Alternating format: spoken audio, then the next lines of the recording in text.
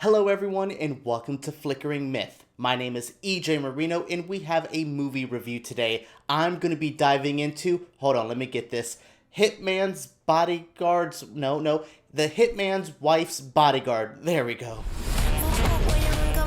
Besides having a title that I find to be one of the worst in quite some time, this is also one of the worst comedies I've seen in a while. It has been quite some time since I've sat down for a comedy film and I didn't even laugh once. It took everything out of me to not just learn how to astral project so I can leave the theater and just have a better experience, because oh my goodness, there is 3 writers and 1 director on this film and not one of them could make a funny moment. It blows me away to see a movie so lost in itself, so kind of boring. I think that's the biggest sin out of everything. This movie goes on for too long, and when it's dragging, it is like getting teeth pulled. There is not a moment in this movie that I just sat and said, I'm having a good time.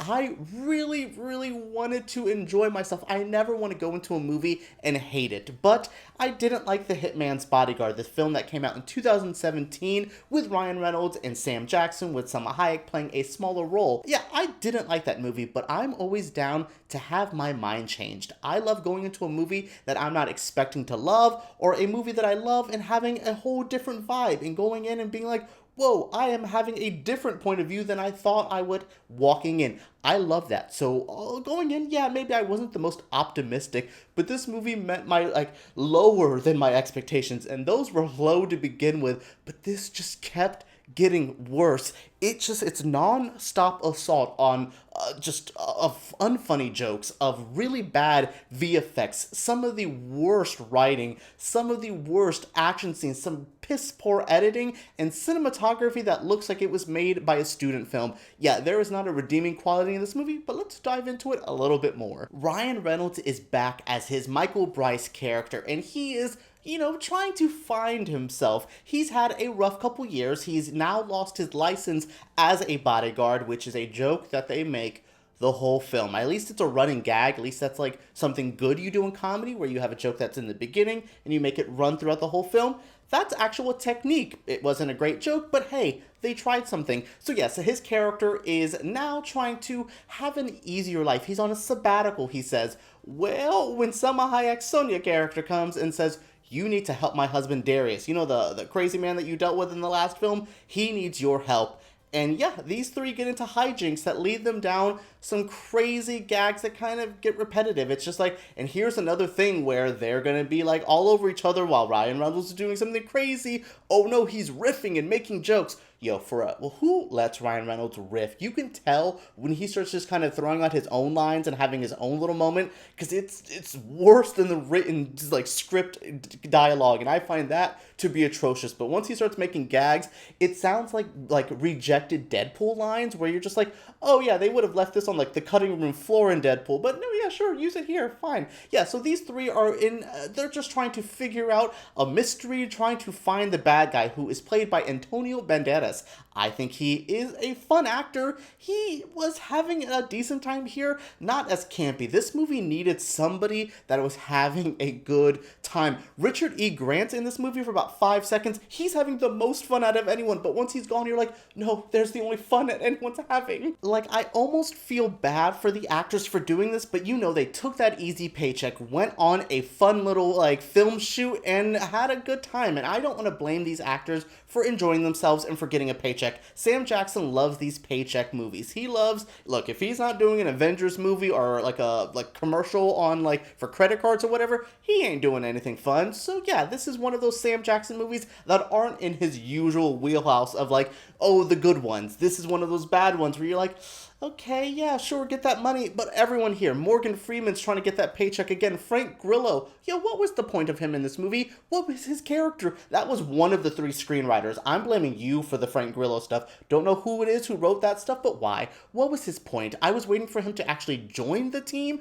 and, get with the hitman, the hitman's wife, and, the bodyguard. Yeah, I was waiting for him to interact with them more, but he's just kind of this, C plot, and you're what is happening? Why is he here? Why are you wasting my time? Honestly, cut Frank Grillo's character and his whole stupid Interpol drama, and this could be a little bit quicker and maybe more serviceable. But no, this movie just drags. And these actors, I like them. I'm not the biggest Ryan Reynolds fan, but when he's good, he's really good. Same thing with Sam Jackson, and I love Salma Hayek. She does the best that she can. I like her, but she just has so many bad jokes that just like one would land and then she has another joke right after that, because this movie is joke after joke after joke. Even if you liked one, there's going to be two more jokes after to bury it. I'm just so frustrated. Let me breathe. Let me gather myself. And another thing, I guess I didn't just gather myself. Let's talk about comedy in a way of, look, it is subjective. Comedy is, everyone has their individual humor and their individual taste. That is fair, that is valid.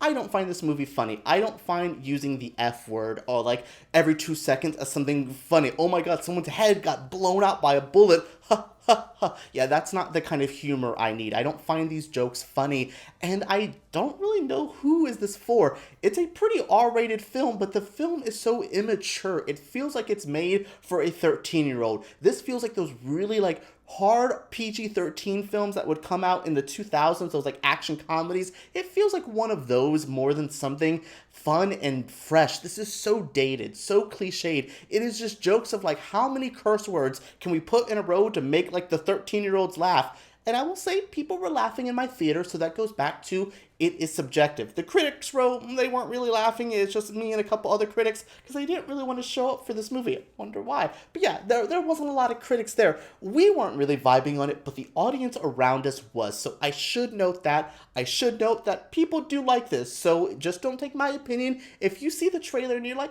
okay, this is for me, it might be. But if you were like, this doesn't look good, oh, it won't. Look, what really frustrates me, though, is the film is so cheap. It feels like there's not a lot of effort. The VFX look like they're done in After Effects. Looks like I can find a transparent image of flames and put it up here and it would look like the stuff in the movie. The cinematography, those whites were blown out. Any daytime scene looked bad, and I could barely see this stuff because the editing was so choppy. If there was an action scene, oh my goodness, does that action scene have at least 20 cuts in a minute? It is so crazy, and I know, like, look, Morgan Freeman, Sam Jackson are a little bit older, so maybe they aren't the best at action scenes, so maybe don't put them in the film. It's just one of these things where, like, you're hiding some of these actors who aren't good at fight scenes by making choppy editing. That's what really frustrates me, is I really want this to be a better made film. I could excuse comedy not working for me if things like sound design, cinematography, the production design, costume, if those things are better, you can excuse a lot. But when it's as low grade, as unprofessional, as honestly film school as the cinematography of this movie looks, I can't really forgive much when I'm just like, there is not a redeeming quality here. Maybe like Salma Hayek being gorgeous and still having fun leading roles, that's a positive. That's the only thing I can muster up this whole review. Before I lose more subscribers or before I get angrier, let me wrap this video up. Like I said, comedy is subjective. So if you are not, you don't really agree with what I'm saying and you really do like this, I'm happy for you. This movie is going to find an audience. People will like this. But if you see Rotten Tomatoes and you see that critic score and that audience score are different, do not be shocked by that. This isn't going to work for everyone. Like I said, I could have excused a lot if it was handled a bit better, but it wasn't. From top to bottom, from the script to production to post, none of it works for me. And alright guys, that is it for my review of The Hitman's Wife's Bodyguard. I'm so happy I never have to say that long ass title again. Oh my goodness, what did you guys think of this review? What do you guys think of this movie? Did you enjoy the first film back in 2017? Are you excited for the sequel? Let me know down in the comments below. Make sure you guys subscribe to Flickering Myth because we make videos like this every single week. And give me a thumbs up if you did enjoy. Alright everyone, let's talk about this great movie down below.